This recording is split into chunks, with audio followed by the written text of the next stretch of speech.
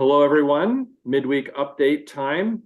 We thought today we'd talk a little bit about what's going on in terms of the three of us, schedule-wise, and the comings and goings. There's a lot of that, and just to kind of give you a sense of where we are, that in terms of that aspect, all of the schedule and things happening, but also maybe talk a little bit about how we're doing in this transition time. We haven't really talked very much about that in ways where the congregation can hear, where you can hear, have a little window into that. So that's kind of the idea today. Seth just came back from a lot of West Coast, East Coast, covering the whole country travels with youth. And he may want to mention a few things about that when we get a little further along. So he's just back with us. I'm leaving later today with Lois to go to Cleveland Clinic for some appointments that we've been waiting for a while. We have the Renee McFadden Memorial Service on Saturday. Seth is preaching on Sunday. I'm leaving with a group to go on the civil rights tour that Katie Gray Brown is taking us on, along with a group from the Laverne Church of the Brethren. When I come back from that, I'll preach on the 2nd of July. Seth will head off to youth camp, I think that same day, and be gone all that week. The next day, I'll head off to annual conference in Cincinnati, and I'll be gone that week. At the end of the week, I believe Amy's going to scoot over to Cincinnati just for a brief time to be there at the close of annual conference. She will preach on July the 9th. Let's see. I will preach the last 3 Sundays that I'm here, the 16th, the 23rd, the 30th. There's a farewell event planned for the 30th. That's a lot of comings and goings. Lots of interesting and exciting things happening, but also just a reminder that time goes by quickly. And now it feels for us, I think, that it's really moving along, especially if you can look at a calendar and see your way through the next 5-6 weeks and say, oh my gosh, this is how quickly things are moving. So I want to open it up for us to talk a little bit about how we're doing. Maybe we need to start, Seth, with you just giving us a quick glimpse at how things went with the youth, how you're doing, and then maybe talk a little bit about how the three of us are in this transition time. Sure. Well, yeah, the initial how I'm doing is, I'm excited to share this Sunday with the youth some of the stories and experiences from the trip.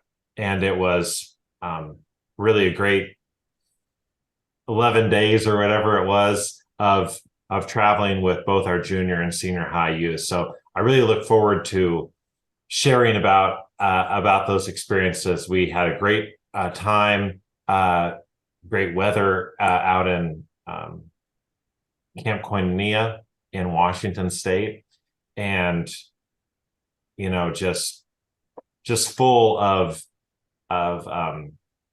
opportunities for our group to build relationship with one another, with some new people across the denomination. There were 2 girls from Pennsylvania that came out who both had just graduated, who were both going to be taking a gap year to do Brethren volunteer service. So that was a neat perspective to have for some of our, high school youth. I'm hearing about their decision to do that for this next year before they do further education and whatnot. So it was really nice, a nice group, a really interesting camp.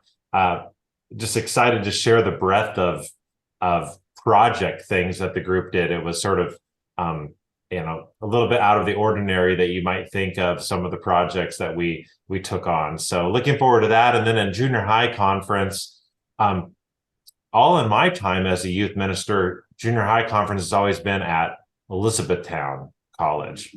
I don't know if it was there since its inception or not, but at least just in my time, it's been there.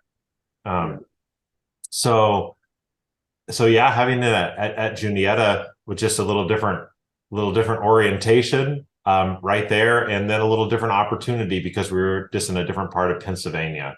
And so we spent a great time at the conference together, the youth, I think, had enough time to run around, but also 4 worship services.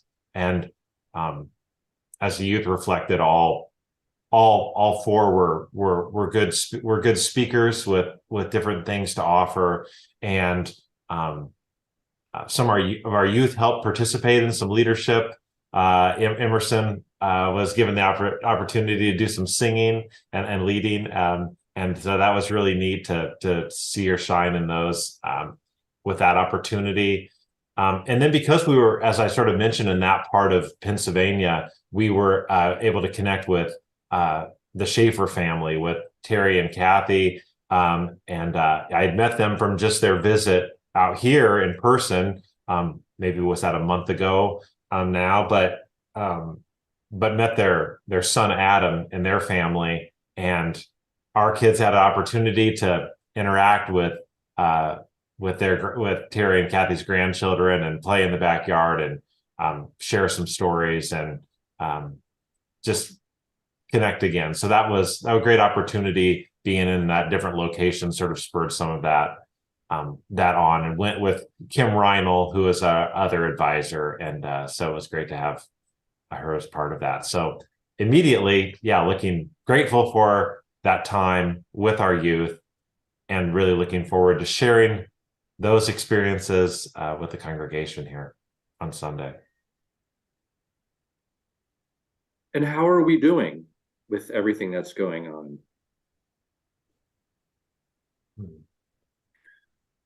Feeling fine, and also very comfortable with the pervasive sadness that is there. I hold that in balance with everything Seth has just said, and there has been a wedding, and there's the anticipated births, and the whole balance of life and the absence of people we love. So I'm aware that there's a lot of sadness all around.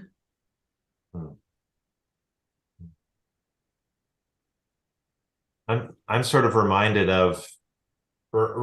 as we started this transition process, which is, far from complete, but just as we've gotten further into it, a couple of things that I've just been reminded about. One is in the transition process is just the resources that this congregation has. I know that, but just reminded again, the opportunities that people have brought forward for guest speakers in the transition time, for different kinds of leadership, and as the team works to create some opportunities for us to reflect and discern during the transition time. I'm just reminded again of that, but also reminded again, even just when talking with you yesterday, Kurt, again, just about just the sadness and the difficulty, the complexity of this transition and relationship. And there's challenge in that, and there's also it's good. It part of why it's challenging is because there's these deep relationships and things. So just reminded again of that be a lot of sensitivity as we walk through the transition here in the coming months and year. I'm thinking about the depth of relationships too, and you don't like all those things remain connected in some way, and at the same time need to shift and change, and that's complicated. One thing I've been thinking about is recognizing that I can't touch everyone before I go. There's just no way.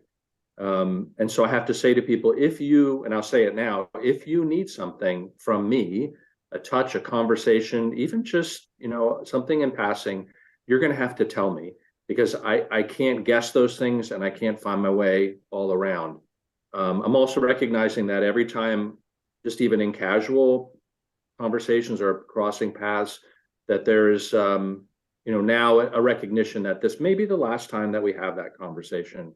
I ran into somebody this morning whose spouse died 4 years ago, and was feeling sad about hearing about Renee McFadden's death, and that sort of brought up their own kinds of remembrances, and they wanted to talk to me about that. They wanted to talk to me because they know I remember their spouse and have known her for a long time.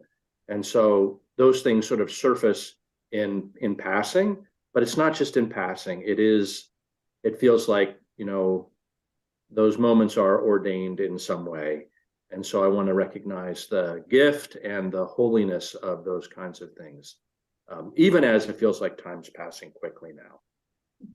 I'm sorry, Amy, you started to say something as well. Oh, no, I'm so glad for what you just shared. I think that's what you're moving through in this transition is so important. And I think it helps ground us as a congregation as we move through the transition. Those who are a part of the conversations and planning and decision making have something to hold on to as we move toward August 1st. And so my prayer is that there is trust that things are moving, and in good ways, in sacred ways, and there will be loss, and there will be something new, and it's just the movement of life. Right. Something that was just that I also wanted to say was that I'm also really excited about the celebration. I'm part of the committee that's planning the event on the 30th, and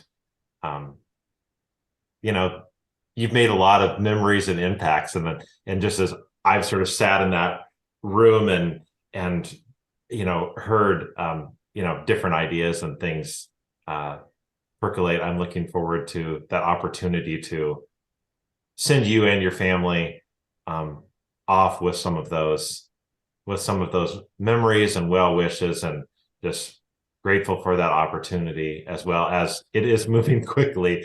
As you mentioned, pretty soon it's like it'll be the middle of July, and making some of those final details for that and the transition. But there's excitement for that, and there was someone in the congregation who reminded us we're doing some early worship planning for August, September, and October, that just reminded, in this time, we want to make sure we let the congregation know the cupboard's not bare. We have we have 2 other full-time pastors, along with, whatever the transition brings in terms of other staffing, great people in the office and other sort of supports staff, and just, you all in the congregation as well. So that was an important reminder as well, I think, for us.